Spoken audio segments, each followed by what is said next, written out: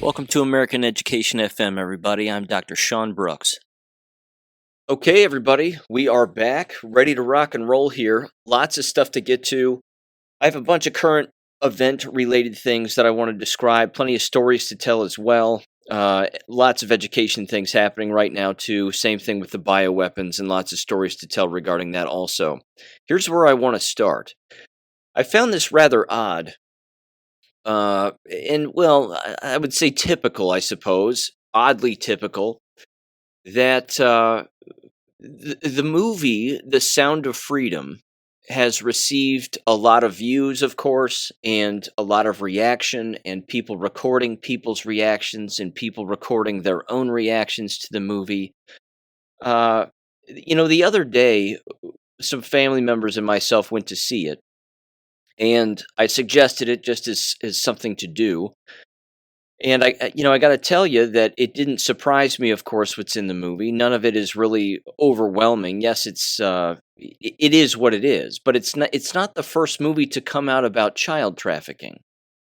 And I'm going to make some comments and some observations, not just about the movie, but about Tim Ballard himself, because there's a lot of discussion going on right now about who he really is, what he's really done, and a number of other things. And I think it's just good food for thought, and certainly something that people need to ask themselves, because, again, as you've heard me say, when everybody's thinking alike, someone's not thinking.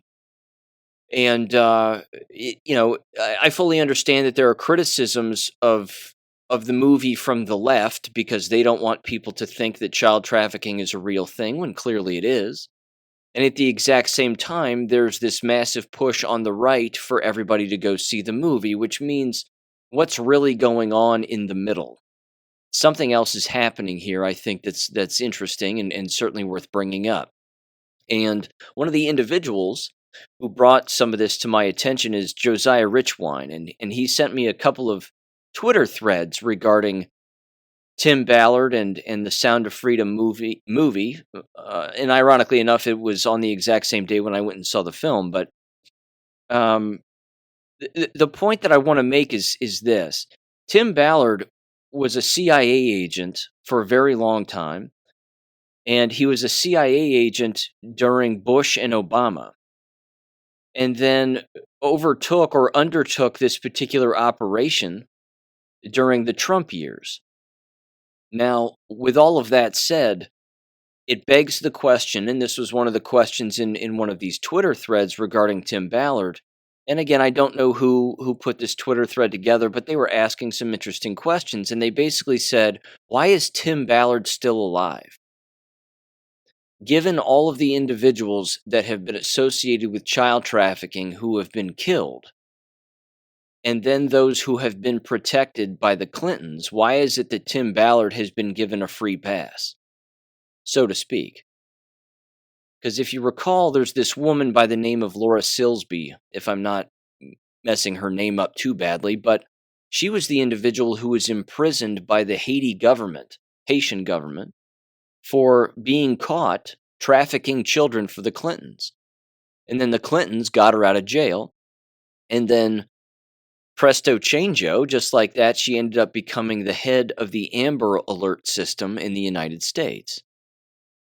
So I think I've got all of that right, and again, that's odd. But she was given a free pass for essentially, again, claiming that she was helping children, when in fact it's pretty clear that she was trafficking them. The question that was being asked in this thread is again, why is it that Tim Ballard is alive and hasn't been Arkancided? Why is it that he hasn't been knocked off by the Clintons regarding the child trafficking? And again, why is it that he was so embedded in the CIA during the Obama years and then went out and did this? And again, no one's tried to go after him or his family in any way. Again, I'm not doubting that he might have protection, but I just find a lot of it interesting. And again, I also know that in many of these talks, of course, that have been going on regarding the movie, it's Jim Caviezel who's out there spreading the message of the movie. That it's not that Tim Ballard hasn't given interviews; he certainly has, but it's been mainly Jim Caviezel for quite some time now. the last whatever it's been. I mean, last few months, something along those lines, last couple of months. Either way, I find this interesting. I think something else is going on here. And again, I would point people to this particular interview also, and I've watched a few parts of it, not the whole thing, but I do find it a bit strange. Is that Tim Ballard and Jim Caviezel were interviewed by Jordan Peterson the other day, and of course, Jordan Peterson works for the Daily Wire, and the Daily Wire produced it and pushed it out, and there's that.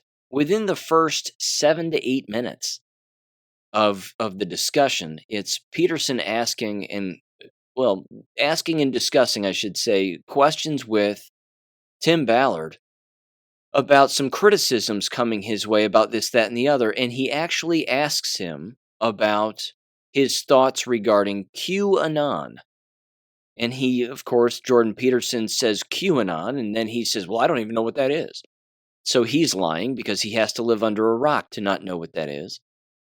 And then and as we all know, I should say, there is no QAnon. We know this. There is Q, and then there are anons, but there's no QAnon. So when anybody's talking about it, they sound foolish when they're saying QAnon.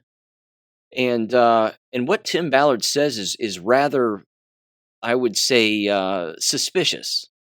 So I want to play just a quick piece of audio from that interview and him describing it, because he discredits it and disavows it, as he says, that we are not associated with QAnon. Again, there is no QAnon. But that he disagrees with much of what came out in those drops, although agrees with some, but certainly not most, and whatever else. And you can hear him just kind of bouncing around. But I want to play that brief audio just very quickly so you can hear it from his own voice. So here's what he said. I'm going to harass you a bit here from the Wikipedia page. There is some, not that I'm a particular fan of Wikipedia pages, depending on the circumstances, but there are some criticisms of what you're doing, and I thought we might as well address them right off the bat, because people who are watching are going to be, look, man, if I was coming across this for the first time, and in some ways I am, I've got two choices in front of me, don't I? I can either presume that you've discovered something that's ongoing and of tremendous significance, that's terribly dark, or I can assume that the difficult work that you had done for a decade, genuinely addressing these problems, has made you hypersensitive to a threat and willing to magnify it. And it would be easier just to ignore you as a consequence. Now, that would be the preferable outcome to such an investigation, wouldn't it? So you can, as you said, you can understand why people might want to avert their eyes from such a thing. So I'm going to walk through these criticisms, and maybe you could, you can respond to them, and we can get that out of the way before we go deeper into the film and your operations. So your group, and this is Operation Underground Railroad, and tell me if I get anything wrong here, says it devours conspiracy theories, though founder Tom Ballard was criticized for refusing to condemn the QAnon conspiracy theory.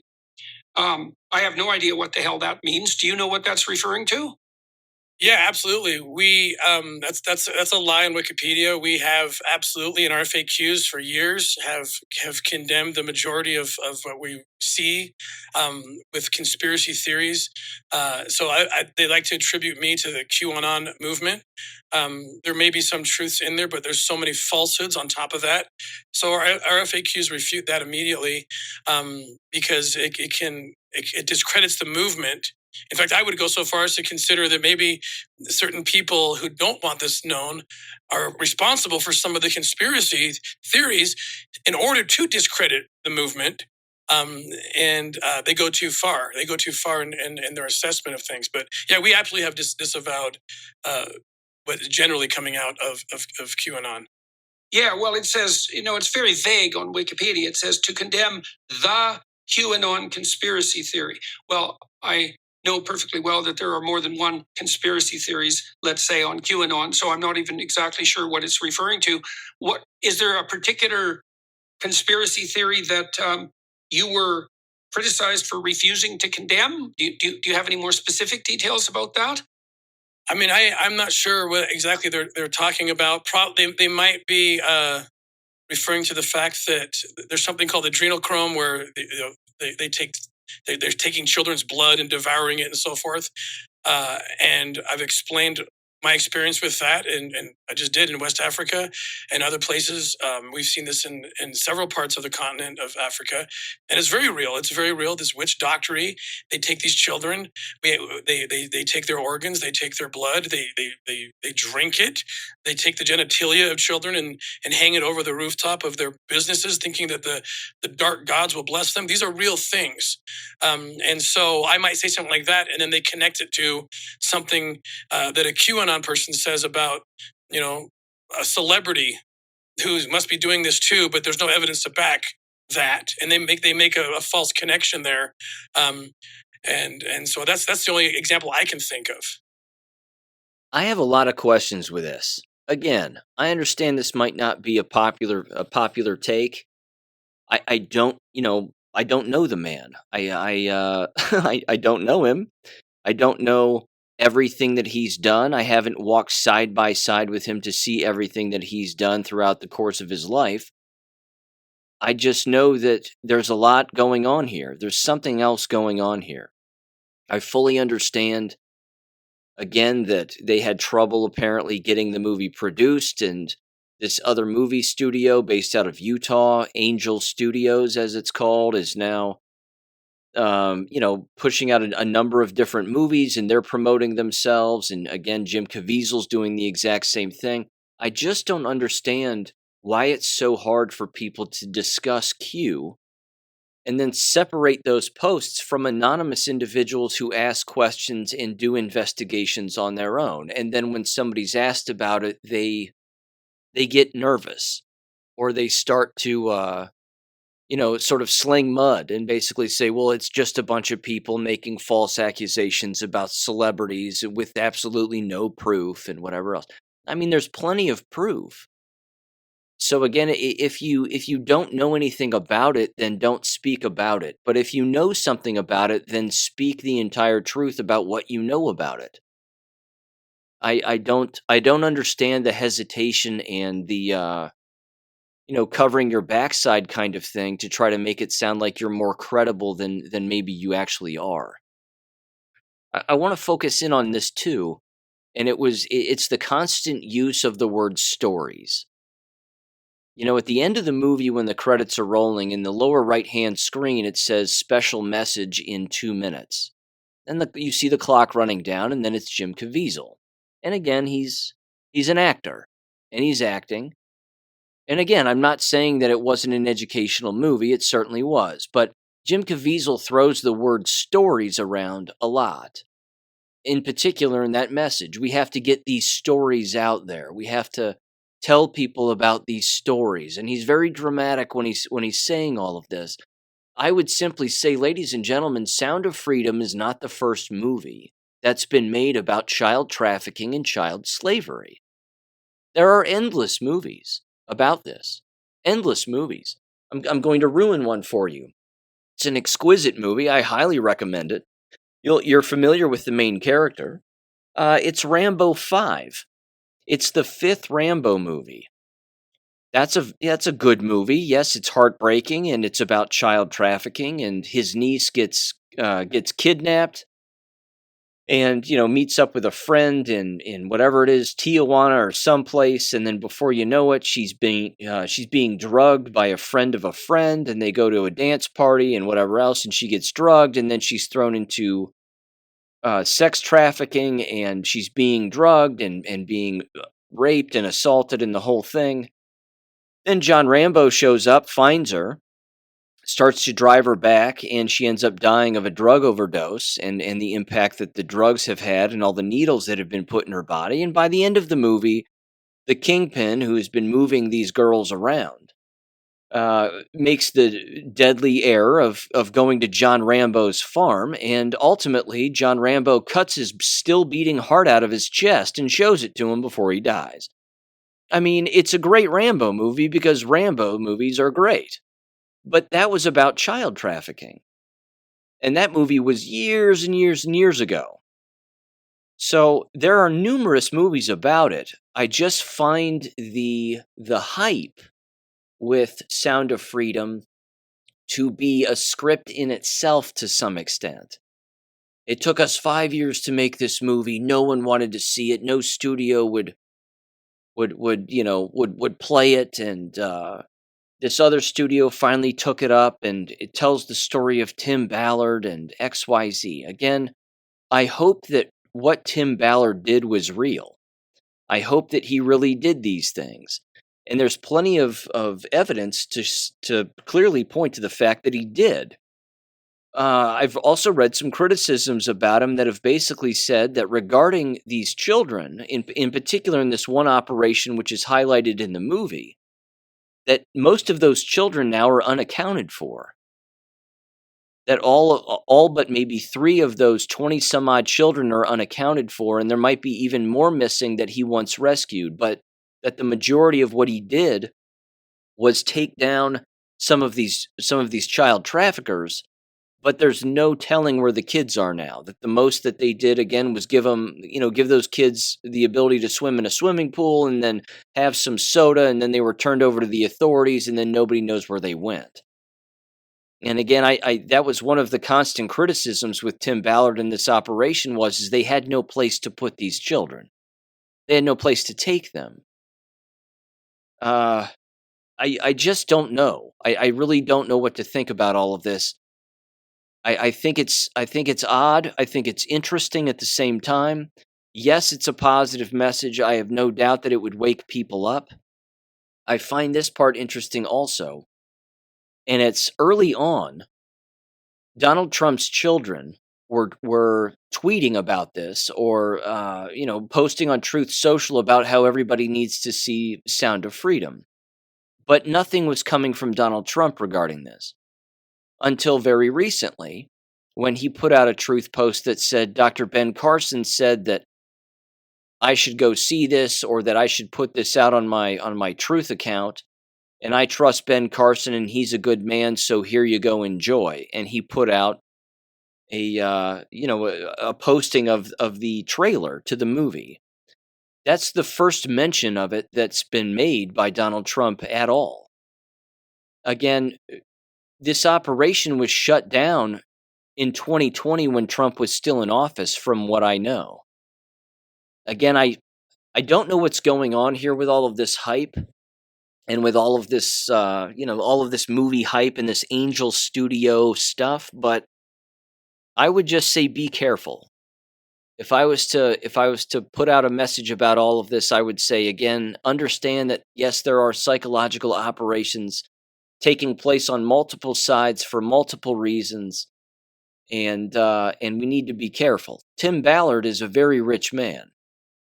He's a very rich man. He takes in copious amounts of donations. And again, when a person does that, where is that money going? What is the promise of where that money is going to go? Do these operations still exist? Are they still underway? Yeah. That's about all I can say regarding it.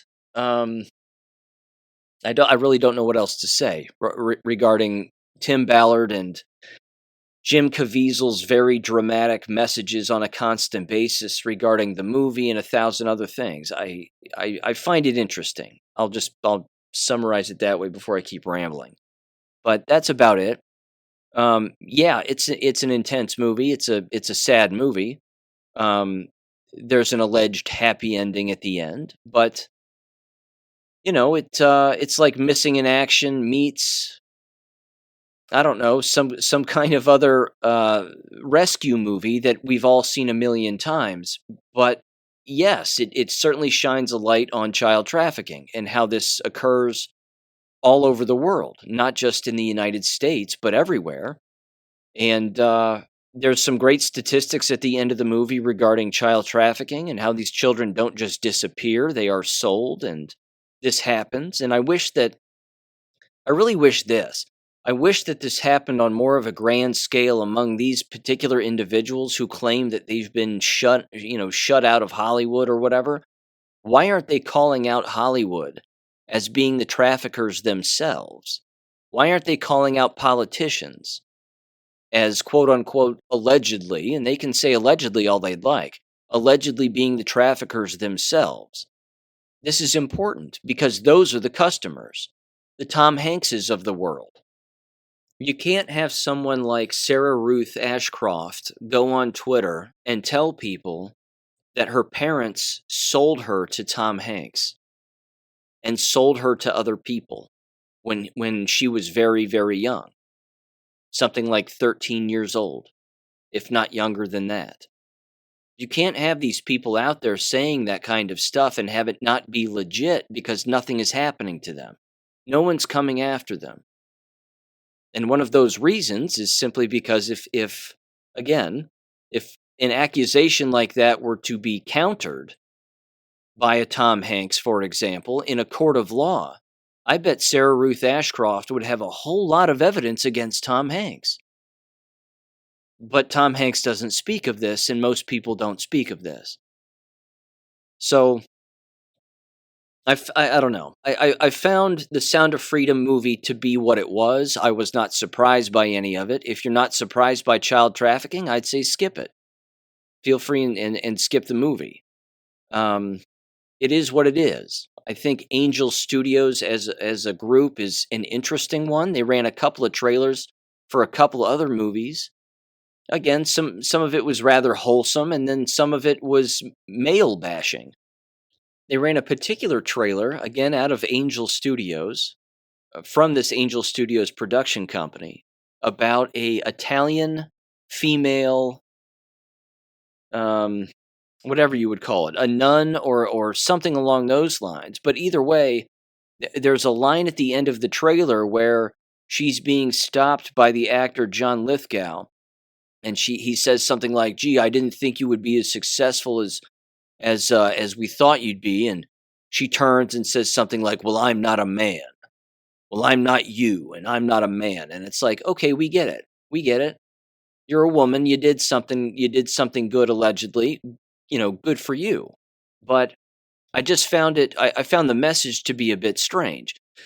And then, of course, getting away from all of that in Angel Studios, the entire experience in the movie theater was really an odd one. I have not been to a movie theater in a very, very long time. Years, as a matter of fact. And a lot has changed. So let me get away from talking about Sound of Freedom and get into some other observations. First of all, when we walked in, there were signs on all of the doors that said, "You can't be here without supervision by someone who is over the age of 21. And you can't be here if you're under the age of 18 without supervision, essentially." So if you're going to be supervising somebody, you have to be 21 years old. These were signs that were never on movie theaters, which means why are those signs on movie theater doors now? I mean, it's clearly because of the riffraff that comes in and out, and teenagers, quote unquote, coming in and being loud and obnoxious and doing what they're doing. I just found that to be an interesting societal shift that has occurred over the last 10 plus years. And again, it's not something that I recall ever seeing in the past. That's clearly a company decision, and that's fine, I suppose, but I found it to be odd. Once I got in, I sat down, and they're all reclining seats and leather chairs, which is kind of nice, I guess. But then they started running the trailers, and the commercials, rather. The commercials before the trailers. They ran a commercial, ladies and gentlemen, that was an absolute abomination. Now, as you would expect, all of it's propaganda, and it's thick. It's everything that you would expect to see, just like essentially watching a television commercial, but frankly, they're almost way worse in the movie theater because they've got you and they know that you're not leaving. They ran a trailer from the company Dove, the soap company. And I'll cut to the quick of it here, but it had to do with social media's influence on girls when it comes to their body image, which leads to the likelihood of negative body image as a result of, again, watching social media posts about girls talking about their looks and their weight and XYZ, and how that leads to eating disorders. So at the beginning, you can look this up, by the way, on YouTube and watch the entire thing. I put it out on Gab. It really is disturbing, because what it's doing in the long run, and even just within the 3-minute PSA commercial, is it starts off showing a young girl on home video, and you can see her growing up and aging and whatever else, and then it shows close-ups of diary entries. And then it shows her receiving a cell phone as a gift as a young teenager, approximately a middle school student. And then it shows footage of her taking pictures of herself in the mirror. And it continues on, and then it shows pictures of her ultimately in the hospital, receiving IV fluids and IV hydration and 1,000 other things. And then it sort of cuts to the end where it shows her sitting on a couch inside of I don't know, an eating disorder institution or something along those lines. And she clearly looks healthier, and it's allegedly the same girl. And she's sitting next to her mother, and they're singing a song, and there's a song playing the entire time, whatever else. And she kisses her daughter as if to say she's alive and she's well and everything is fine. At the end, when it's showing sort of the credits in the PSA, it says to go to Dove's website to sign a petition to get government to restrict access to social media among teenagers because, and then it throws out, again, the eating disorders and the negative body image stuff and all of that. The PSA is atrocious because it's all about big government. If they had their heads about them, which of course they don't because they're a corporation and they're a globalist entity and 1,000 other things, anybody with 2 cents in their brain would know that it's parenting that is the real problem. It's bad parenting. If you give your child a cell phone in today's world, in particular a middle school child, what comes with that is a plethora of consequences, the likes of which the parent can't possibly comprehend. Many can comprehend it, though. This, of course, in the PSA was a parent who could not comprehend the fact that they were actually leading their child down a very dangerous path. Of course, no supervision over the cell phone. You don't know what they're watching. You don't know what they're looking at, etc., etc. The same, of course, is true with iPads and tablets and just the internet in general. If you're not being a parent, that's not our fault for being responsible adults on social media or on the internet. That's not our problem. That's your problem as the parent. But again, Dove and government, and certainly these quote-unquote health institutions, don't want to take the blame for anything because they want to blame us. We are to blame. We are the ones who need to be reined in. Not them as parents, not looking in the mirror and saying, I shouldn't have done that. I mean, the real PSA that should have been given regarding that mother and her daughter should have been about basically not giving your kids cell phones. Don't give your children internet access, tablets, and cell phones. Just don't do it. And if you do it, make sure that there are parental restrictions on all of those technologies so that they are all turned off and they can't download apps and they can't do whatever and they just use the phone for calling. That's it. That's, again, a cell phone is an emergency device, theoretically. It was originally designed that way. It was an emergency device. If people had a car phone back in the day, that's what that was for. My car broke down. I can call a tow truck and they can come and help me, or I see danger here, I'll get on the phone and call someone. Now, of course, they are leading directly to the mental and emotional deterioration of children, along with adults, I'm sure, as well. But I just thought that entire PSA was disgusting. and I could see it at face value for what they were trying to do, but at the exact same time, what it really meant, and it was beyond bizarre. So I wanted to bring that to your attention too, because it was strange. They, of course, also have another movie cult coming out about Golda Meir called Golda.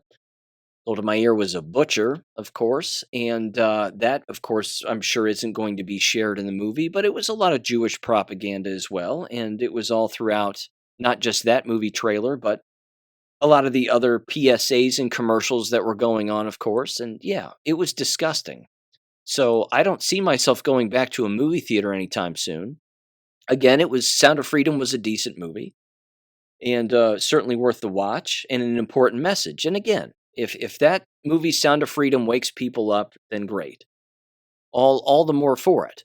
I just wish that the Tim Ballards wouldn't run away from the Q posts, and that Jim Caviezel would, do a little less dramatic speaking and a little more, hey, look, this information is out there, and you need to start thinking for yourself. And that would be that. You talk about opening up even more eyes than just going to a movie. I think that would be a better plan, but they didn't ask me, and that's just my opinion. I could be wrong. Okay. In fact, I'll tell you what, one more thing here about Tim Ballard, which was a post that was on Great Awakening. And again, the person was asking questions, which I think is important. They said, can anyone give me additional information on Tim Ballard and the Underground Railroad or Operation Underground Railroad that he was running? They said this. They said, I'm not trying to play devil's advocate or anything here, but I can't find much on this guy. The wiki page on OUR and Ballard is pretty short. They said, I'm likely a massive cynic, but I once believed the Red Cross was doing good work around the world. I once thought the same about UNICEF. There's been articles about the advocates for juveniles in detention facilities being found guilty of crimes like CP possession and abuse. So I'm now immediately skeptical of anyone running a nonprofit, quote unquote, to help kids being trafficked. Can anyone discuss what OUR's conduct on stings, quote unquote, might be that have received criticism? I know Ballard was on Trump's sex trafficking partnership, but I also didn't realize it ended in September of 2020, unquote. All valid questions. Again, these are valid questions. Yeah, I'm just going to have more questions as time goes on here with this, and I may or may not bring them up on the show. I might, but I don't know. I just think there's more here. I just have a suspicion that there's more here. That's all. So, wanted to bring that to your attention as well. Okay, here's another little thing, another little observation. This is one that my dad made, and he took a picture of this. There is a grocery store in Southwest Ohio that is called Jungle Jim's. It's a fantastic place when it comes to food and assortment because it has to do with international foods. And essentially, if you can imagine it, it exists in this place. They have a larger store sort of in the Fairfield, Ohio area, and then another one closer to Cincinnati. Either way, in this larger one, he took a picture when he was inside. And it's a giant sign that says, "Are you bilingual?" ? And it has a giant picture of the continent of Africa with a few other countries sort of on the periphery. And then it says, "Help wanted." Go to customer service counter at the front registers or learn more at junglegyms.com/careers. It's official. They are looking for individuals who are bilingual and not from here, or speak a foreign language and are not from here. So that's interesting. I think it's disturbing, but that is something that is clearly happening, and Jungle Gyms is apparently completely on board. Yeah. So there was that observation, which is, I'm sure going on lots of different places, but it's certainly happening here. Now, there's no transition here to this particular story, but this has to do with what the Canadian government is doing regarding the, I guess, creation of what are called personal information banks. And this was a post that was on greatawakening.win also. I took a screenshot of it because I figured I'd share it here. I know I have Canadian listeners as well, and I care about what's going on in Canada. But it says the following. It says, please feel free and share this with other Canadians. Details shared are as follows, quote, the federal government has quietly begun the creation of personal information banks to collect and store data on Canadians. We were not consulted nor informed about the creation or existence of these databases, and they are being collected without our permission or knowledge. Categories of information include biometrics, DNA, blood type, eye facial scan, fingerprints, etc., personal biography, medical history, financial history, credit information, opinions or views of or about individuals, and much more. It says here's a link to the government website describing PIBs. It says scroll to the last section for categories of information, and it is on canada.ca/en/treasury board secretariat and so on and so on and so on. It says the Canada Revenue Agency, CRA, has quietly added it to their privacy terms so that in order to submit an application for benefits such as the one-time housing top-up they started offering in December, you must click that you agree to the terms, including, quote, being described in personal information bank under development, unquote, in order to submit your application. It is also a term in the Canada Pension Plan, the CPP application. It quite likely will be a term for submitting your income tax return, so read those privacy terms when filing your taxes this year. It says the federal government is using the federal health transfers to bribe the premiers to adopt a big tech style data for service healthcare system. This means that your personal health records that used to be private and confidential between you and your doctor will now be entered into the PIBs to be shared between the federal government, their stakeholders, and whoever else they decide can have access to it. They lay it all out in their departmental plan for Health Canada 2022-2023. There is no mention of hiring healthcare workers. It's all data, digitization, AI, vaccines, and so on. They provide the link there too. Again, basically the same website. Canada.ca/en/Health Canada/ other words. It says this is a big deal. Now is the time to make some noise. If you have a podcast, a following, a blog, a friend, please get the word out. Flood the Prime Minister, the premiers, the ministers, the CRA, anyone you can think of with letters and phone calls. Consider sending a letter in lieu of a tax return if you are in a position to do so, or other civil disobedience. They do not have the right to just start stealing our personal information and using our own tax dollars to bribe us into compliance. What they do have is a lot of nerve. And then they provide an email, and it says, please email Gloria, SANFREE at protonmail.com if you would like to contact the writer of the above. So their email is GLORIASANFREE at protonmail.com, I guess, if you want more information on that. Just wanted to move that along. That sounds like a nightmare. Canada, I tell you what, we're right there with you when it comes to globalization, if you know what I mean, and it's not good. Let me see here. There's this too. Two education things which are going to slide right into the education topics I have to bring up. And again, plenty of jab-related things as well. A family member of mine in Missouri, who you've heard me reference before, and they've sent me a great deal of information, and I'm grateful for it. They sent me this. They received a postcard in the mail randomly, and her husband is a former and now retired school principal in Missouri. But they sent me this, and it's a picture of a postcard from adoptaclassroom.org.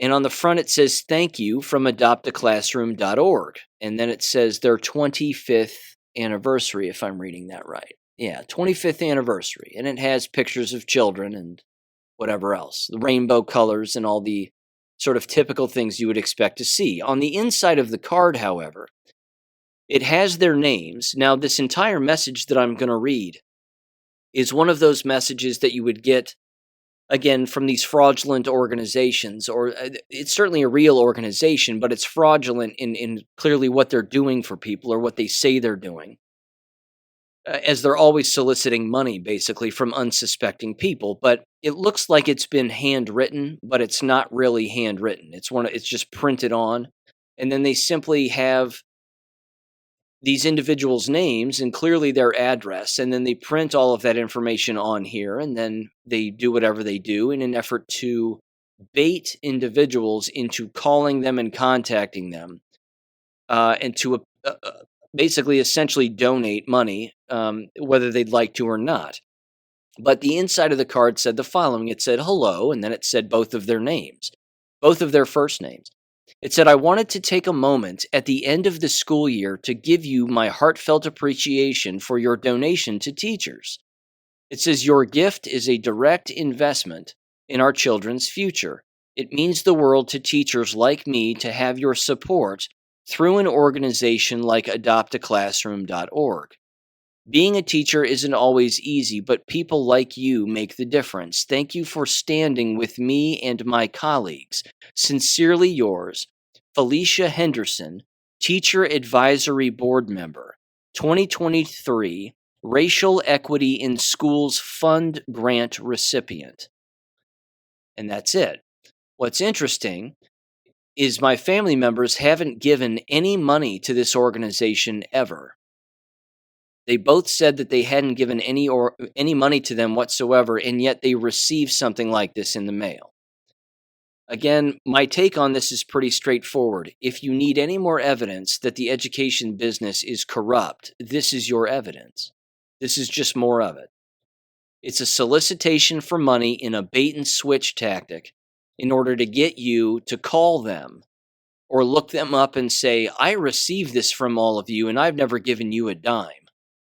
And then they get you on the phone and then they say, well, have you read about our business? Would you like to donate to us? Because clearly the education business is struggling and teachers aren't getting paid enough. And with your donation, it's going to go to school supplies and blah, blah, blah.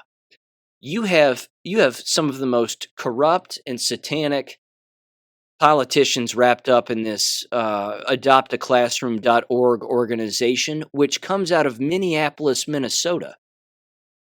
Again, they don't even live there. They live in Missouri. My family members do. So, again, this is beyond odd. But again, if you get something like this, understand what it is. It's a solicitation for attention. It's a solicitation for money. And yeah, it's a scam. Groups like this, again, with politicians who are taking pictures around groups like this and the people associated with them and all those giant check photos that we all see, it's all fraudulent. All of it's fraudulent. If you donate money to this organization, adoptaclassroom.org, that money is going right into the pockets of the people who are running the scam. So just wanted to bring that to your attention because that's a thing, and that's certainly going to start popping up here. Certainly toward the end of this month, as school re-enters its session, so to speak, and students start going back and professional development sessions start happening again, quote unquote, and people are going to start begging for money and begging for free school supplies and all the other pathetic begging that they do. And yeah, that's one of them. Here's another observation.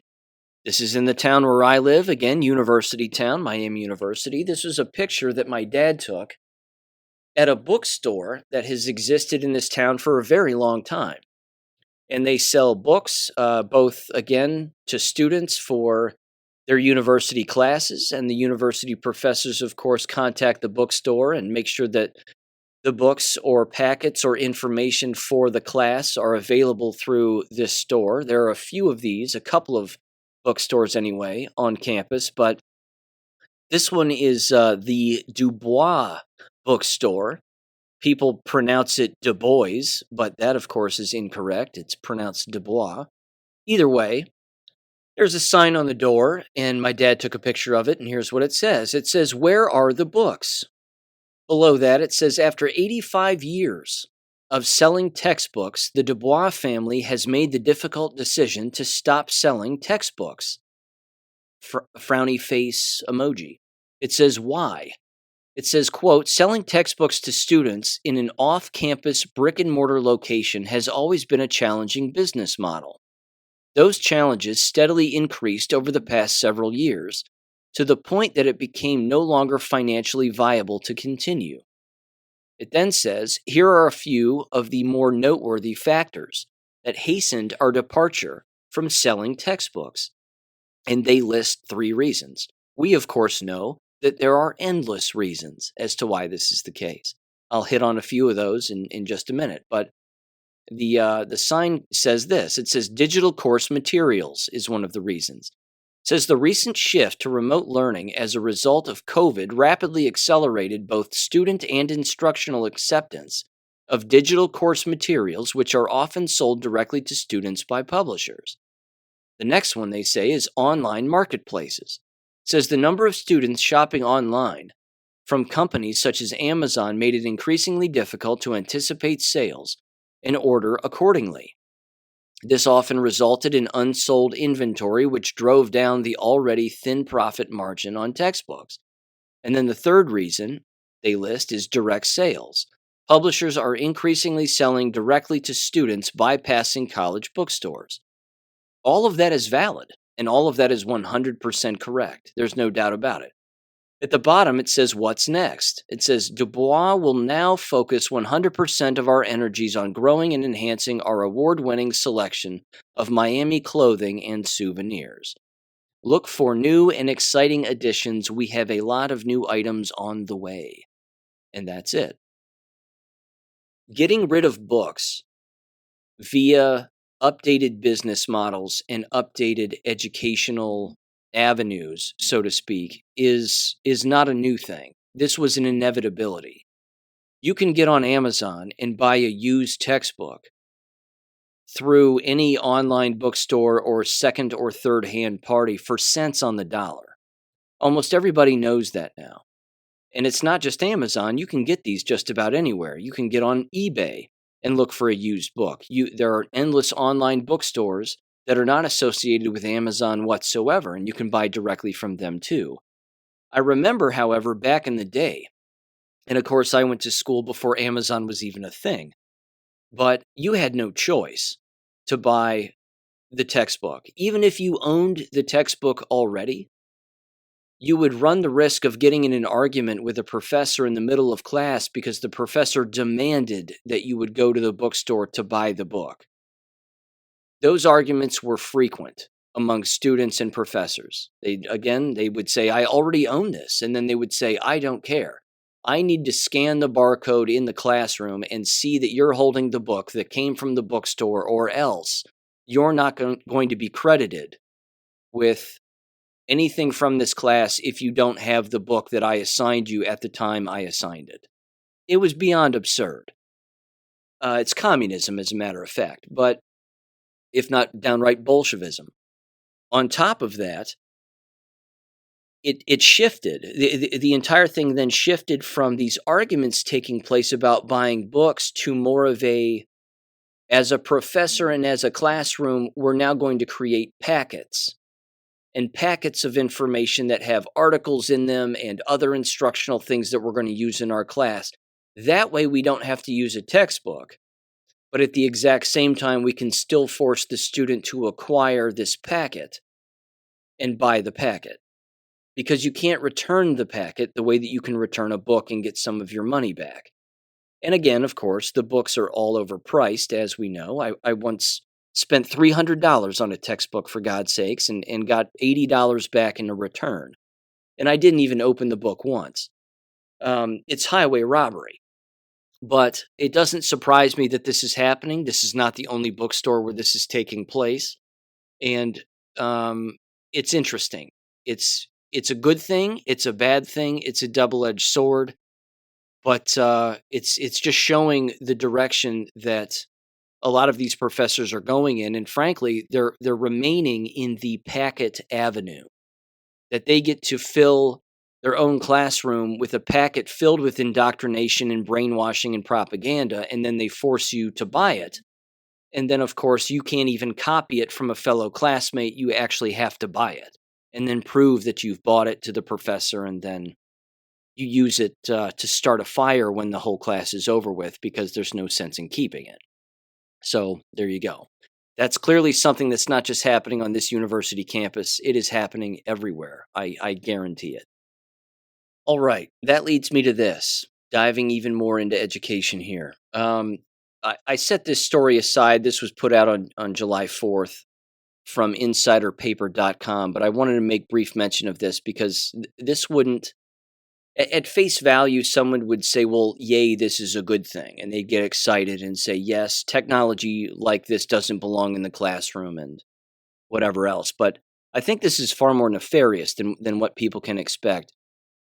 It is titled Netherlands to Ban Mobile Phones from Classrooms. It says the Netherlands said last Tuesday that it will ban mobile phones from classrooms in a bid to stop tech disrupting lessons. Now, this is what they say. And I am also hearing currently that the Dutch government is crumbling or something along those lines, which is a good thing because, of course, they're all controlled globalists and stealing farmland. The ultimate point with this is that again, it's a double-edged sword. There's a number of things going on with this. Yes, having technology like that out of the classroom is a good thing. However, if they're removing it to censor people and to censor the truth and censor what's really going on around the world and then, of course, in their own country, that's a massive problem. That level of censorship is clearly not a good thing. It continues, however, here, and it says, mobiles, tablets, and smartwatches are getting in the way of students' learning and will not be allowed in class from next year, the Dutch government said. Quote, there's an increasing evidence that mobile phones have a harmful effect during lessons, it said. Pupils are less able to concentrate and their performance suffers. It says, for this reason, mobile phones as well as tablets, smartwatches will no longer be allowed in classrooms from January 1st of 2024. Okay. Yeah, they're basically saying, let the parents know, let every school know, let everybody know, and if they break the rules, well, then they're breaking the rules of the school, and they should be disciplined, and blah, blah, blah. Again, they have a point. From an instructional standpoint, clearly, the problem is does this specifically have to do with censorship, or is it really about eliminating disruptive instruction? I'm not sure, but it could be both, and it's possible that it's both. But either way, I just wanted to bring that to your attention. That's a thing, so that if you were to hear something like that again in a school in the United States, that no cell phones are allowed, or no tablets are allowed, or even no internet is allowed, that can be a very good thing. It can also be a very bad thing. It just depends on the motivations of the person pushing forth the policy. So again, is it because the Dutch don't want their children learning about what's really going on in their own country? I'm not sure. It's possible, but that is a thing, and that is happening. Okay, other education-related things here, and a few that I want to dive into more specifically than others. This was from mainstream.com, rather, and it is titled, Largest Teachers Union in America Recommended Educators to Include Genderqueer in Their Summer Reading. The National Education Association, of course. This is not shocking to anybody who listens to this show or has heard my voice before. This is pretty much par for the course. So that's what they recommend to be their standard reading for teachers during the summer for their so-called professional development. There is this too. You've heard me speak about this also. And this is a New York thing also, and certainly something that seems to be ramping up in New York City. But this is from the Gateway Pundit just the other day. New York City Mayor Eric Adams is looking to house illegal border crossers in empty school buildings for the summer. Coming to a town near you, ladies and gentlemen, groups of illegals being given a place to stay in a vacant school. Either, again, just during the summer when school is out of session, or a vacant school that no longer has students in it because they had to close the doors because they're insolvent. This is just another thing that they're going to use these empty buildings for. I'm telling you, it has to be happening not just here, but endless other places. If memory serves, I heard of this being done in South Carolina already.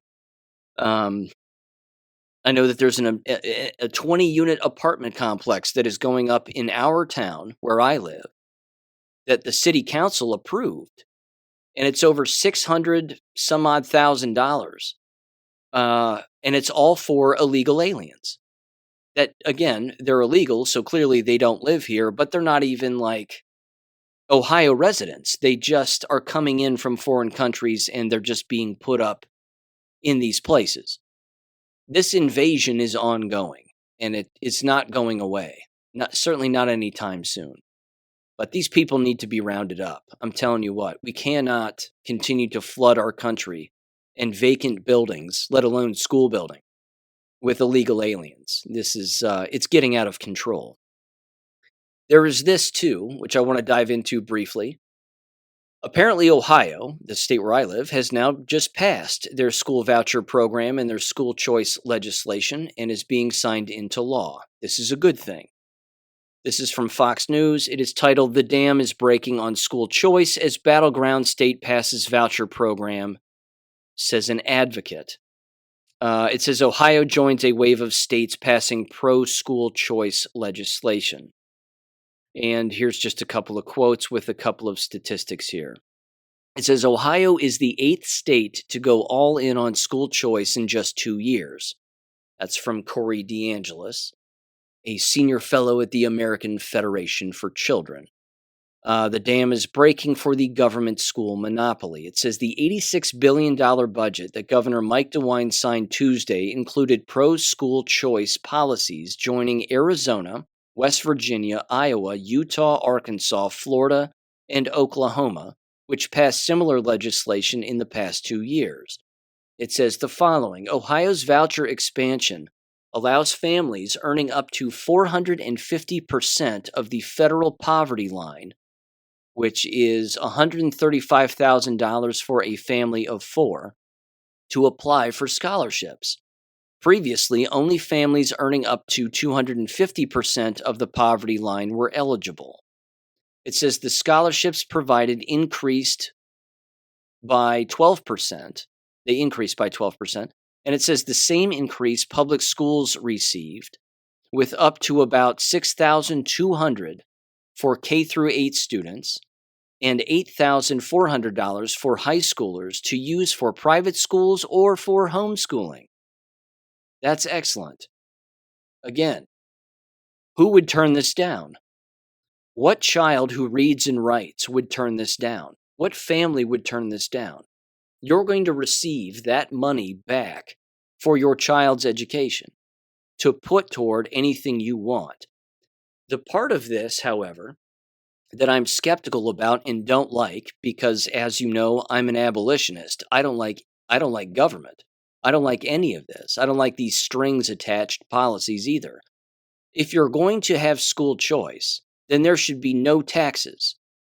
None. Zero. Let the schools be run by government and not be run by taxpayer dollars. Which means if you don't attend those schools that are run by government, then you shouldn't have to pay taxes. And you certainly shouldn't have to apply for some scholarship to receive money that is your money to begin with, back from government to then be put toward your child's education, either again through a public, or rather a private school or a charter school or a homeschool, and just staying home and learning at home. The entire roll around and rigmarole, as far as I'm concerned, is completely absurd. Abolish the entire thing. Get rid of all of it. I think it's good that, again, it's clearly a step in a better direction, I think, but we know for a fact that they're also going to be data mining.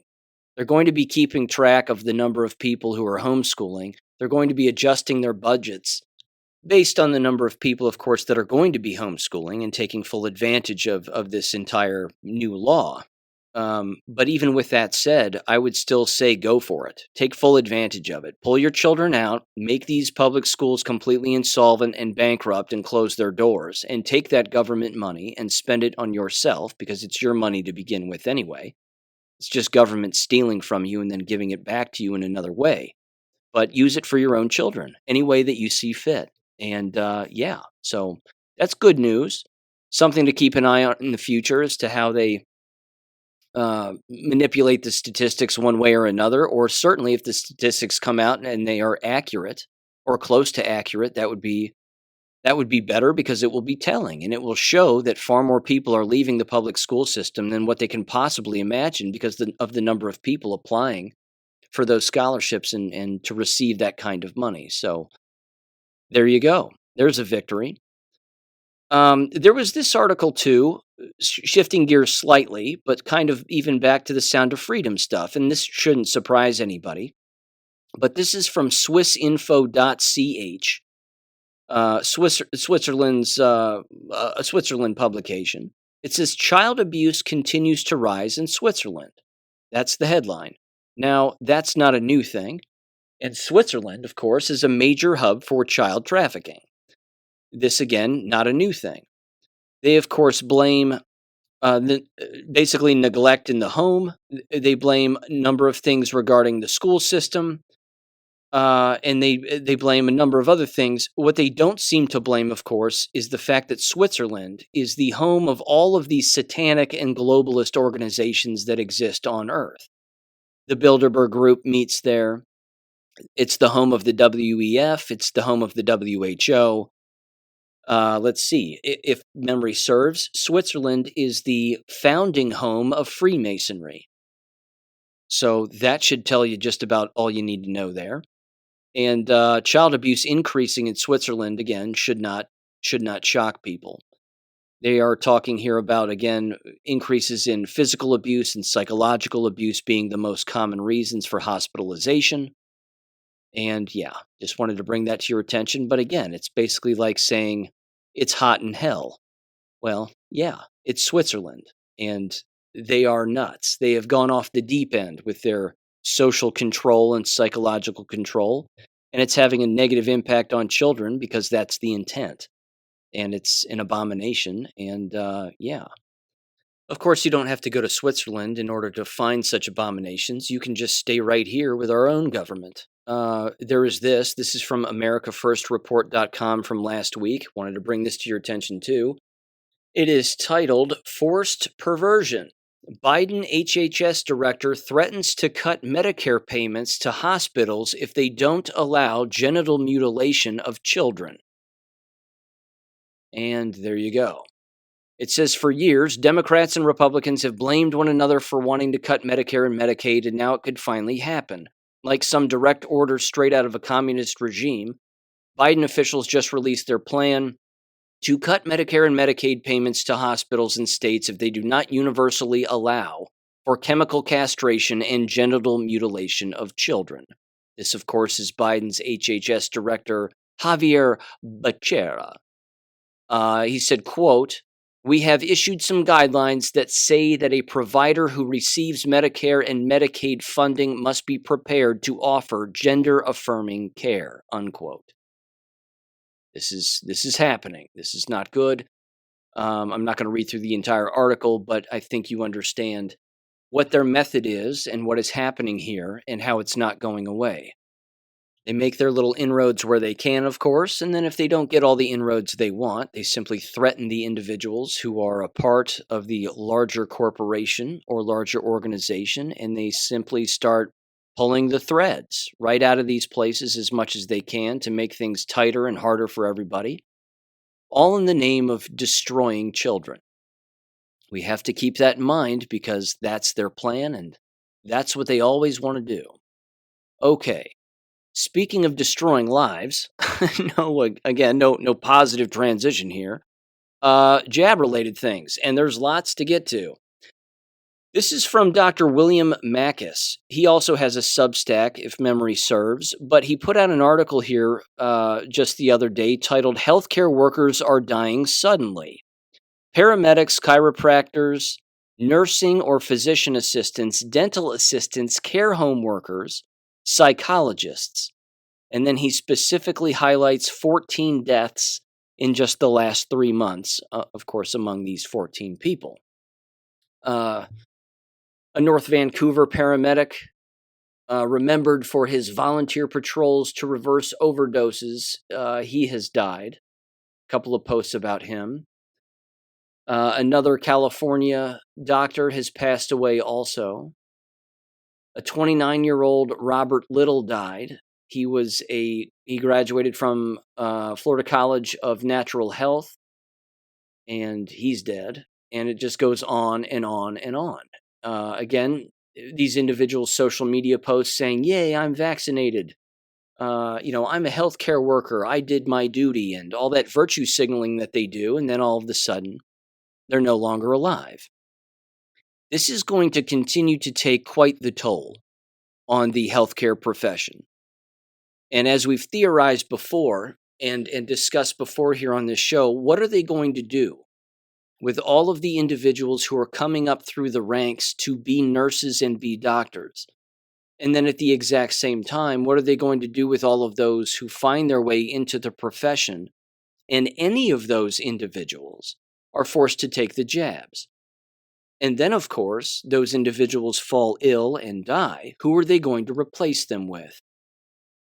We've theorized here that they're going to replace them with illegals. That much like the education system, they will dumb down the policies, the procedures, the qualifications, the education, and then they will simply say, well, here's an illegal. They look like they're an illegal, but they're here legally, we promise, and trust us, they're a licensed nurse in the country where they came from, so they're allowed to practice medicine here. And then before you know it, the hospitals and urgent care facilities around the United States start to look like they're all based out of Africa or a country in Africa. And everybody just starts looking the same, but not the way that it used to.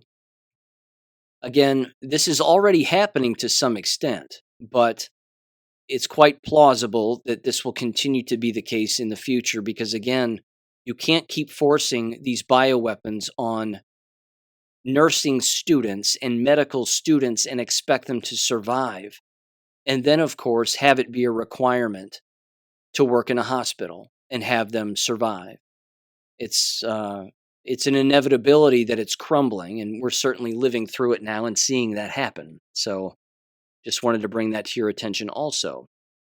There, of course, is this. Just want to make quick mention of this because I've written about this on my Substack, so there's no need to go into too much depth about it. But this is from leadingreport.com, and it's titled, "Biden Stole $1 billion from U.S. Taxpayers in COVID Test Kits Scam."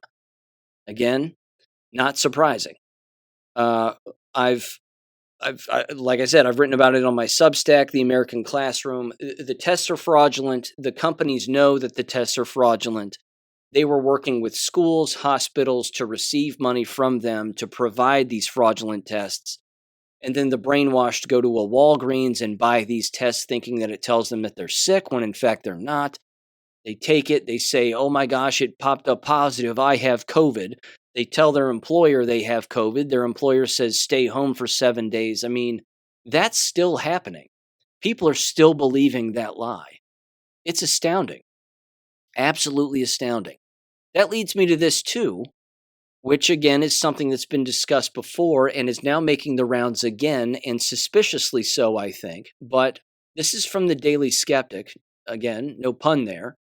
But the title is "Pfizer Vaccine Batches in the EU were placebos, say scientists." I'm going to read through this a little bit because, again, I know that this was making the rounds here this past week. So it shows a chart with a line graph, essentially, or a plot graph with bullet points on it in three particular colors. There's the blue line, the green line, and the yellow line. Again, I know that there are people who have already gone over this, but I just want to hit on a couple of things here very quickly. It says it shows that the batches used in Denmark, which are represented by the points in the graph, essentially break down into three groups. The green batches clustered around the green line have a moderate to moderately high level of adverse events associated with them. in the discussion with these doctors and on this particular German show, apparently. It says, as he explains, this particular doctor, it represents the batch that was used the most in Denmark, with somewhat over 800,000 doses having been administered. These 800,000 doses are associated with around 2,000 suspected adverse events, which gives a reporting rate of one suspected adverse event per approximately 400 doses. As Diker puts it, quote, that's not a small amount if we compare to what we know otherwise from influenza vaccines. According to Diker's calculation, the green batches account for more than 60% of the Danish sample. It says there are then the blue batches, clustered around the blue line, which are obviously associated with an extraordinarily high level of adverse events. As Diker notes, no more than 80,000 doses of any one of the blue batches were administered in Denmark, suggesting that these essentially bad batches may perhaps have been quietly pulled from the market by public health authorities. It says, nonetheless, these batches had as many as 8,000 suspected adverse events associated with them. 8,000 out of 80,000 doses would give a reporting rate of one suspected adverse event for every 10 doses. And Diker notes that some of the blue batches are indeed associated with a reporting rate as high as one suspected adverse event for every 6 doses. There's also the yellow line, which is the least amount of adverse reactions per dose. Here's my whole thing with the placebo business. It's possible, again, that some batches are more poisonous and toxic than others. They're all poisonous, though. Even placebo doses are poisonous. Even placebo doses have no business being injected into people, because there are still things in those placebo doses that don't belong in people. With that said, it's also plausible and certainly highly probable that the individuals who were distributing these doses wanted to make sure that not all of the most harmful doses were being distributed to the exact same spot at the exact same time. You will, of course, also have to take into account the entire timeline. And this should have been, again, the biggest red flag for anyone. And I mean anybody. Whenever in your life have you ever taken multiple doses of the same thing in the same year? 3 doses. People were taking 3 doses in 2021. That was the year where everybody was dying. Now, they're still dying, and they're still getting sick. That again implies that the poison isn't out of the body. Yes, it may not have hit them as strongly as someone who was given a harsher dose, but they had to spread out the doses, is my point, because if they were giving the most poisonous doses in a singular geographic area, everybody would be dead. And then, of course, they had to stretch it out over the course of time, which is why they were giving some of the doses as early as November of 2020, and then into 2021, and then the boosters came out in the fall, and now we're up to our 4th and 5th booster, if not higher than that. And then, of course, the fact that this same poison and all of this lipid nanoparticle technology is making its way into the flu shots, insulin shots, and other shots going forward. It's a scheme, and we all know that. So when you hear the word placebo, don't think that that these shots don't have poison in them. They certainly do. I would simply say to those individuals who maybe are still alive, of course, and have received 1, 2, 3 or more shots, I would simply say you have to give this time. There's clearly a time lapse and a ticking time bomb element to this that people are not considering and completely asleep on. But just because they're not dead yet, or not sick yet, or don't have turbo cancer yet, doesn't mean that they're not going to be. Again, I'm not saying that to be a Debbie Downer. I'm saying it because it's logical. People are still returning to receive these shots, and they don't know what's in the other ones going forward, let alone the pills. So This is going to be interesting going forward. But again, somebody looking at this would say to themselves, well, that's not a lot of adverse reactions as a result of the high dosage rate and whatever else, or the high lot numbers, or whatever it may be, or the geographic distribution. I would say that's not entirely true. That there's no mush, as Dr. Ryan Cole would imply and lead people to believe. It's poison, any way you slice it. And some of it, again, is certainly more poisonous than others, not to mention, not everybody was probably receiving the exact same measurement of shot within their body than, say, in other places. And one of the easiest ways, by the way, that you can see this is when you've actually seen video footage of people being injected. They're not receiving the same amount from person to person. Some of those syringes are filled to the brim. Some of those syringes are just a little, I don't know, a few drops almost, it seems, and anything in between. So it's going to be interesting going forward. But again, when you hear the word placebo, don't think, oh, there's nothing in them, it's just saline. It might be, and there may be some, but this is also why they needed multiple doses. Because if you're going to mix saline into a poison, or among batches of deadly biological weapon poison, you have to get people to take multiple shots because it increases the likelihood of them not receiving a placebo. And it increases the likelihood of them actually injecting the bioweapon into themselves more than once. That's why they did it 2, 3+ times. That was the trick. And again, too many people still don't know that, and I think it's awful. Let me read this now. A couple of things here.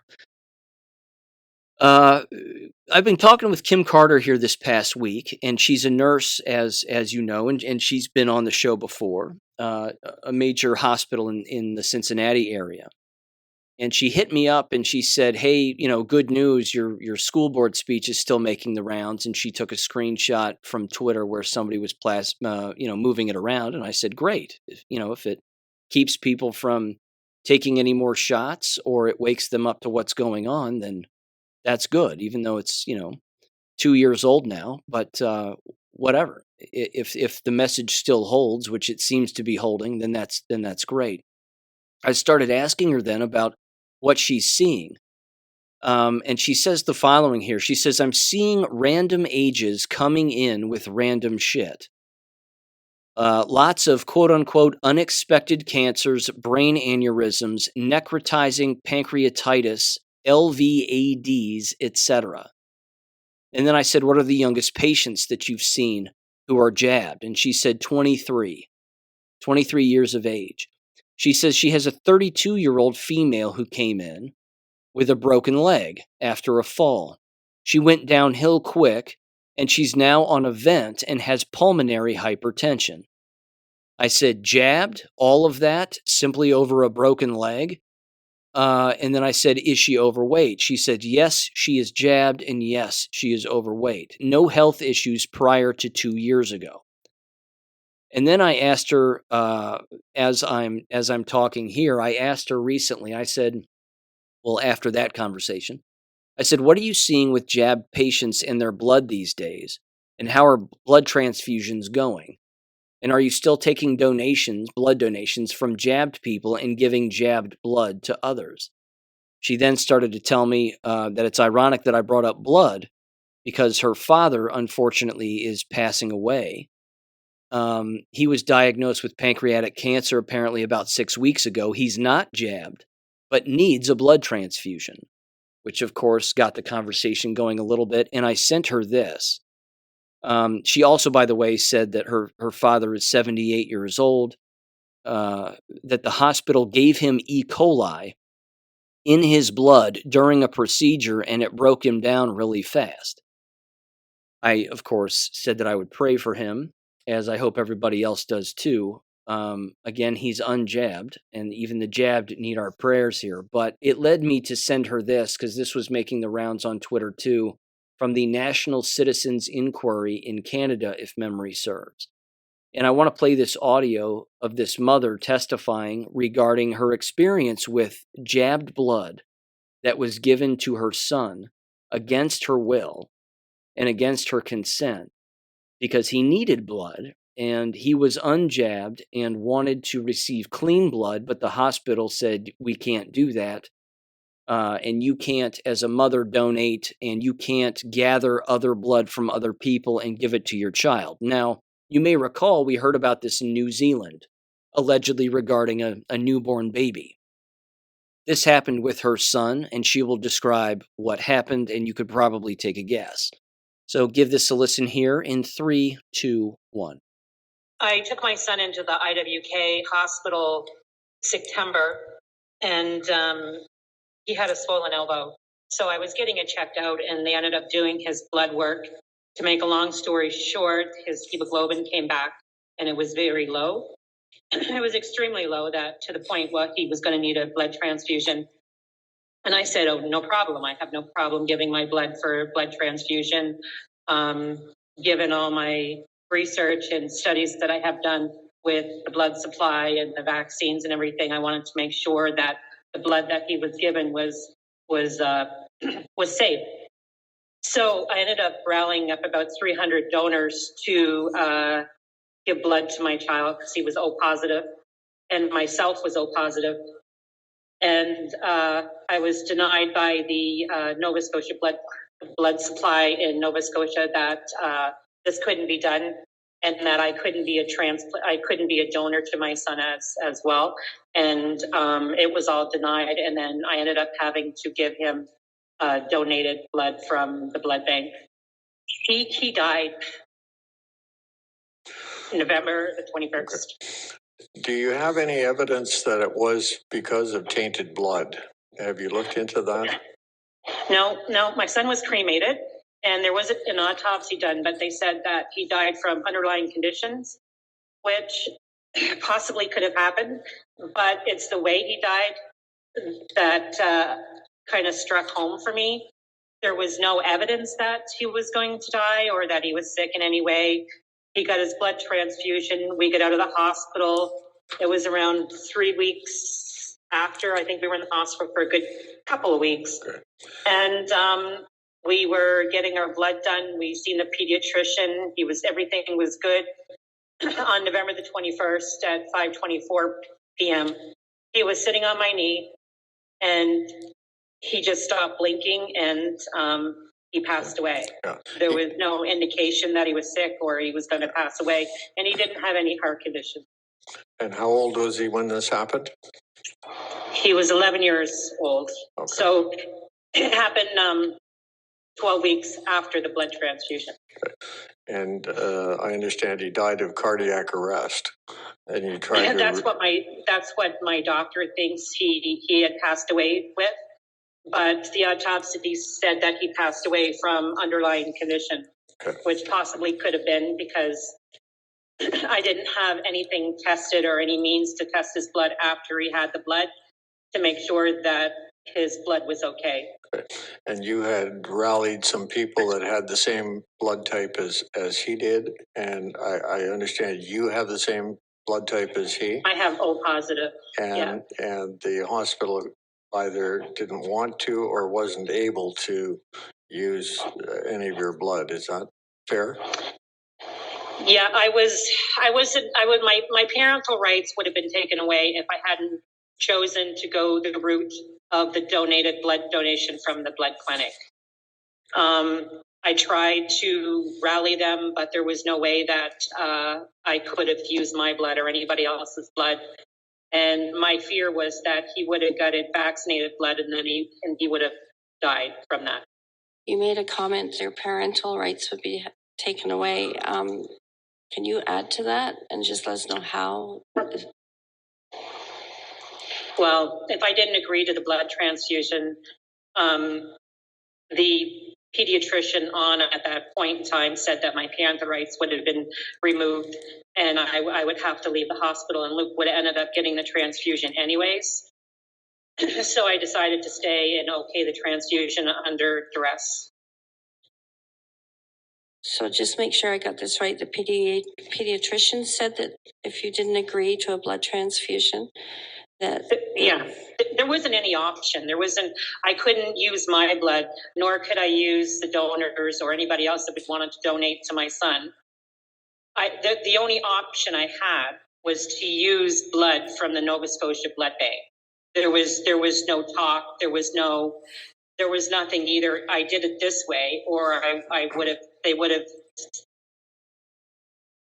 took my parental rights away, and I would have ended up having to do it anyways. You had concern about getting blood from the Canadian Blood Bank. What was the kind of information that you gather in order to raise some question about that? It would have been what was in the vaccine that was killing people or making people sick. My worry is that it was going to be in the blood if it was infused out. Spike for proteins or graphene oxide would have been in the blood that would have harmed him in some way. I have to tell you, I think that this avenue of tainted blood is a subject that, of course, we've brought up here on the show before and has been discussed at length. But I don't think it's being written about enough. It's certainly not being spoken about enough, certainly by the larger individuals who have the larger megaphones. The Peter McCulloughs are not speaking about this, are they? You're not hearing Robert Malone and Ryan Cole and these other nitwits bring this up. They're not talking about this, at least not to my knowledge. They're talking about 1,000 other things, but not jabbed blood. And jabbed blood being tainted blood. That if you're an unjabbed person and you go in even for a routine surgery of some kind, so to speak, there's absolutely zero guarantee that you're going to be receiving unjabbed blood. In fact, just based on the numbers alone, you can assume that you're going to be receiving jabbed blood. And that's going to have a negative impact on you. Certainly, in her son's case, which is terrible.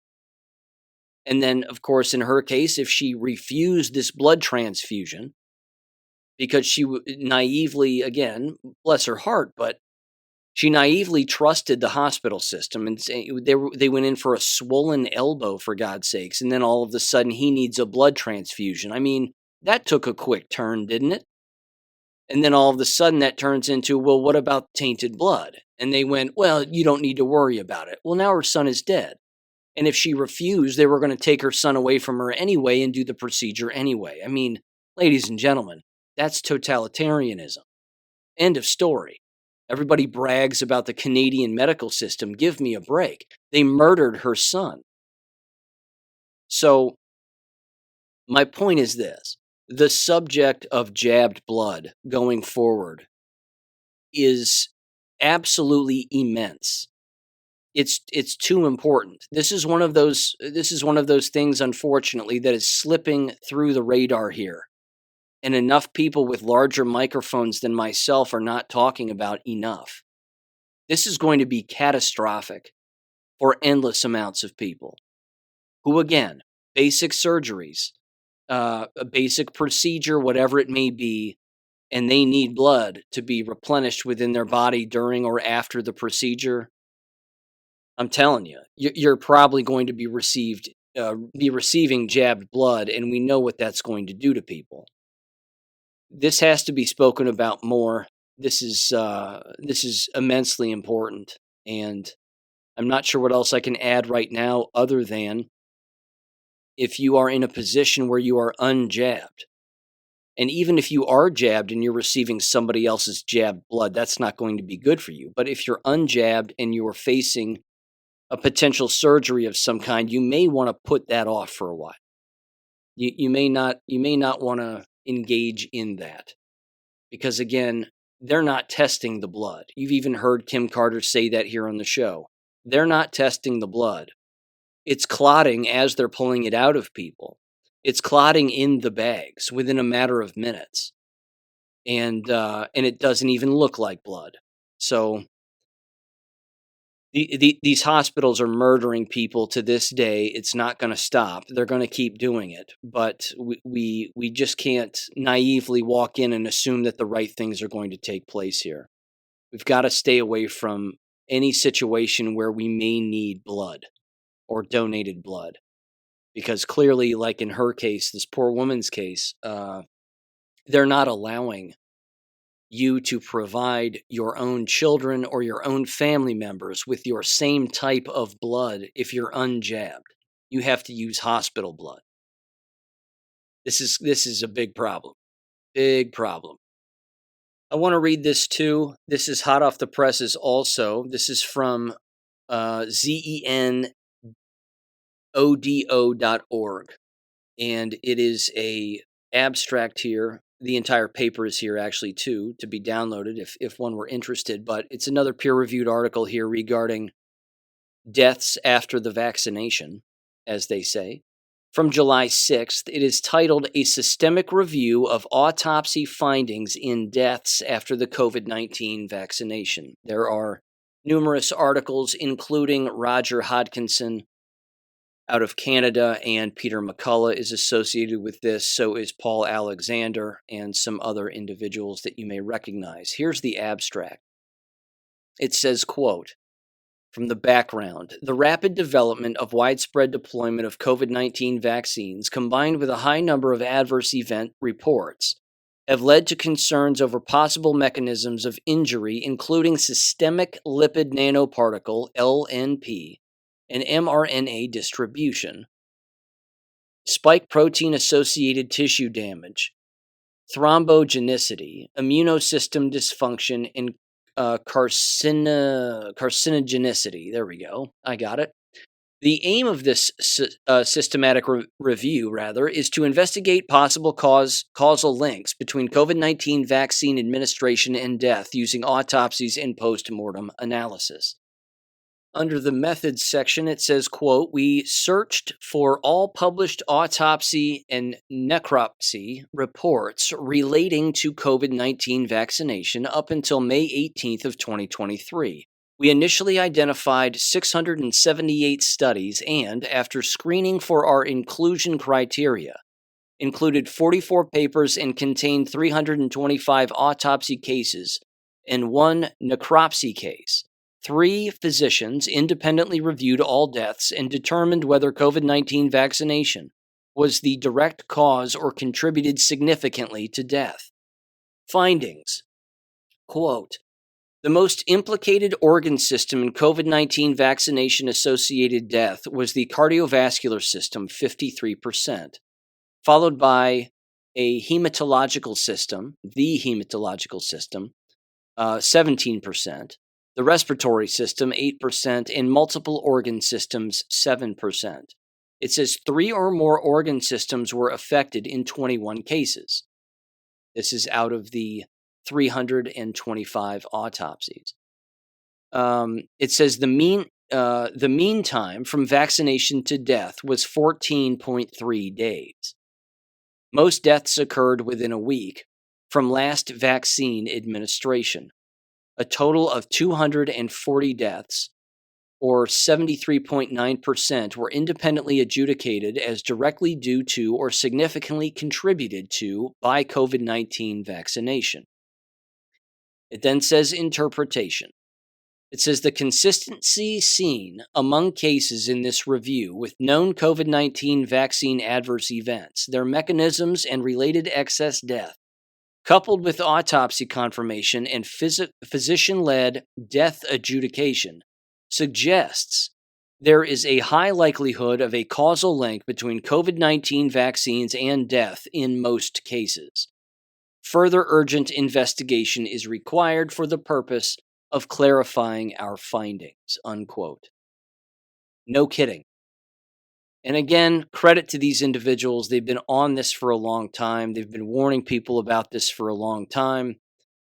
The sad part is that these individuals don't know or didn't know about the depopulation agenda that has been written about at length. If they knew about that, they would have yelled about it more, probably back in 2020. Then again, maybe not, if they were too busy concerned about maintaining their medical license. But either way, at least they're out there now saying a good deal of correct things.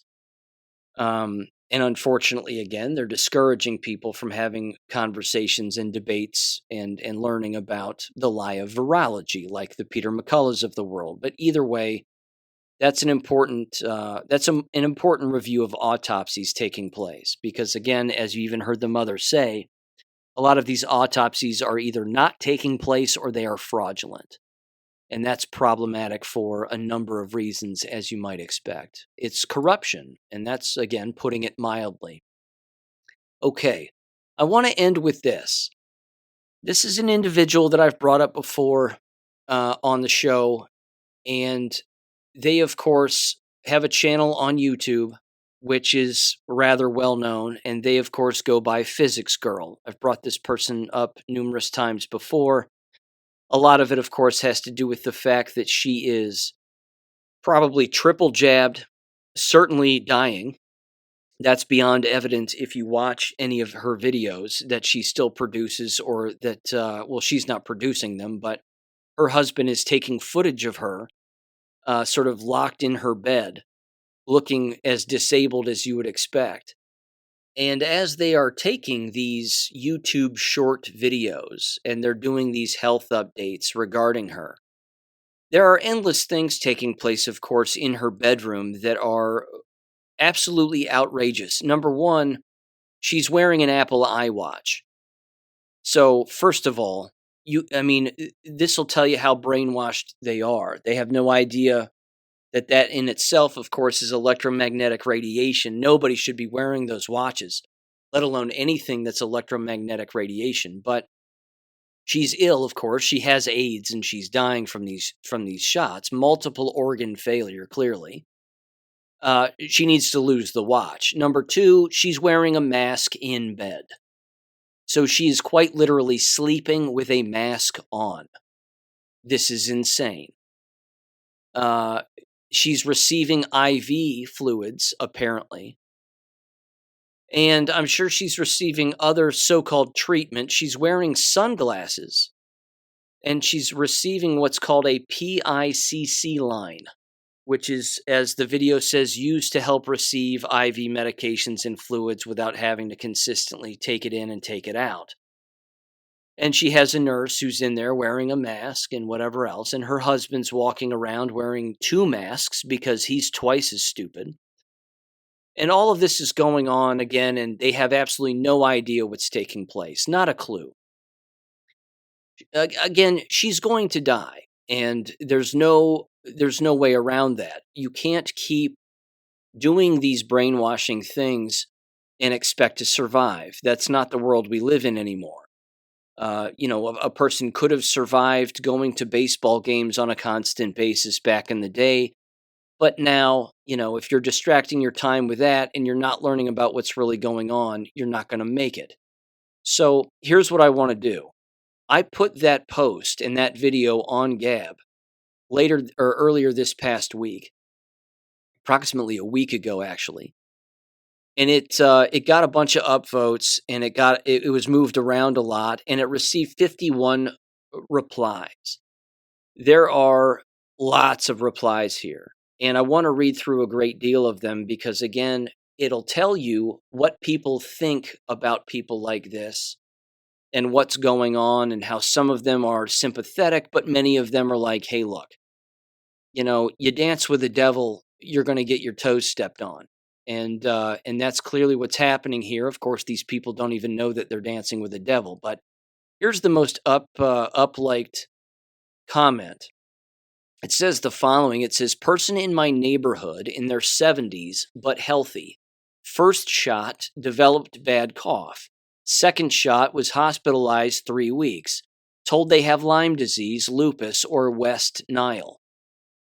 I mean, my God, these hospitals and these doctors, I'll tell you, they'll throw a dart at a board just to see if it sticks and see what they think you have, as they're behind a closed door flipping through a textbook as fast as humanly possible to try to give you some convoluted answer.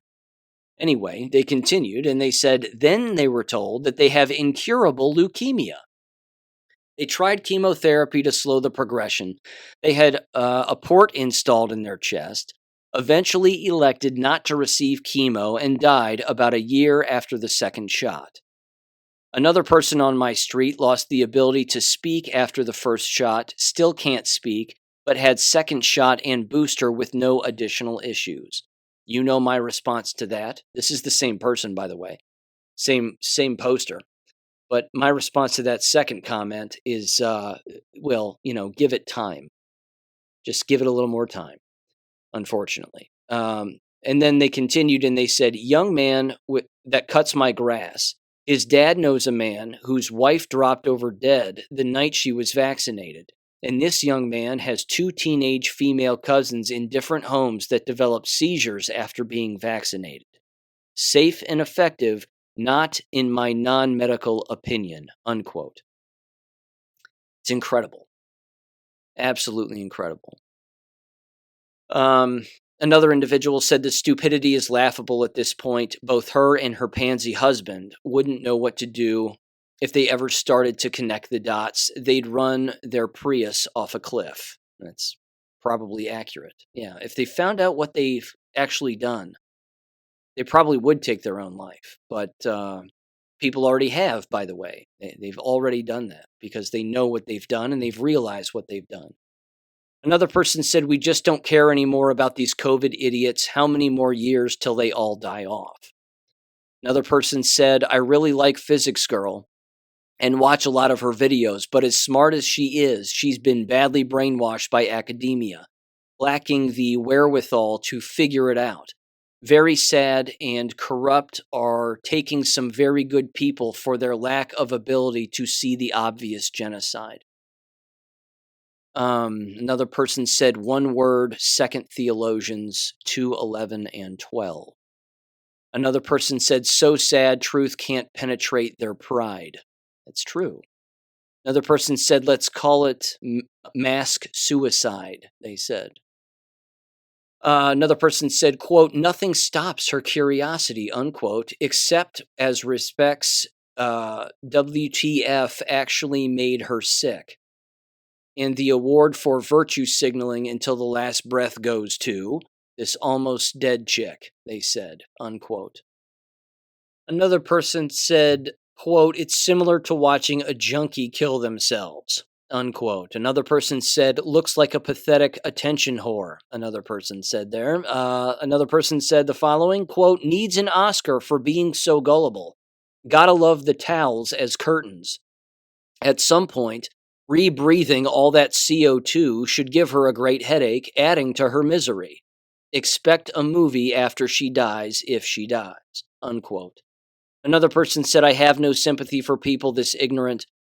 They're all the weakest of the herd, unquote. Another person said, have you seen the long COVID commercials? They've been running clown show, unquote. Another person said, the stupid, it burns, unquote. Another person said, oh my God. Another person said, I see the hospitals are still milking the insurance and government cow.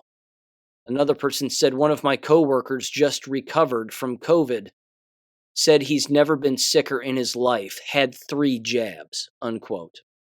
Yeah, he doesn't have COVID. He has AIDS.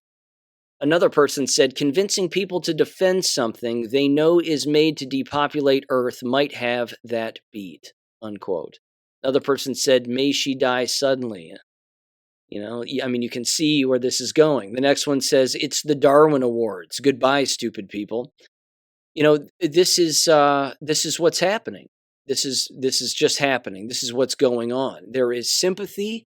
There is a lack of sympathy. There is the virtue signaling, of course, that's been taking place, the making fun of people on all sides, on all angles, people making fun of the unjabbed. You're getting, endless people killed by not being jabbed and so on and so on. And then the people who are unjabbed, who don't trust government, don't trust the medical establishment and the quote unquote science. And they know full well from the very beginning that this was a depopulation agenda. But again, there are people that are so full of themselves and so self-absorbed and virtue signaling in vain, and I'm the best and I'm the greatest since sliced bread, in particular within any science-related field. that it turns out that they were the ones that were duped. I mean, that's the irony. The irony is that a great deal of the people in the medical profession and the individuals within, again, all of those lines of work, whether it be a gal who teaches physics allegedly on YouTube, all the way up to a nurse and a medical doctor and an administrator of a massive hospital chain, these individuals were duped. Because again, if you were to put a syringe in front of a person back in 2019 and say, I can't tell you what's in this, but it will prevent you from getting sick. Go ahead and take this if you want to. And oh, by the way, if you don't, I'm going to threaten you with XYZ and so on and so forth. There would be people who would take it. They wouldn't even hesitate. They'd say, oh, it's going to make me sick because you said so, or it's going to keep me from being sick rather because you said so. And they would jam it right into their body in an instant. And then there are others who would squirt it in the ground, take that syringe, jam it in the neck of the person who offered it in the first place and say, what the hell is wrong with you? And there's a lot of those people too. This is the divide. This is the divide. So we can have sympathy for the jab. We can have sympathy for the brainwash. But as we've all said, and as you've seen it in numerous memes, the new definition of literacy during this war and every day after it is if you refuse to learn and wake up to the world we live in, you're not going to make it. That's the definition of literacy. It's not just a person's ability to read and write and comprehend. It is a person's ability to unlearn what they've learned, relearn it, and then not make the same mistakes going forward. Because once we wake up, there's no going back to sleep. With that said, ladies and gentlemen, I will catch you on Wednesday. Peace. Thank you for listening to American Education FM. Make sure and check out AmericanEducationFM.com for more information. Take care and God bless.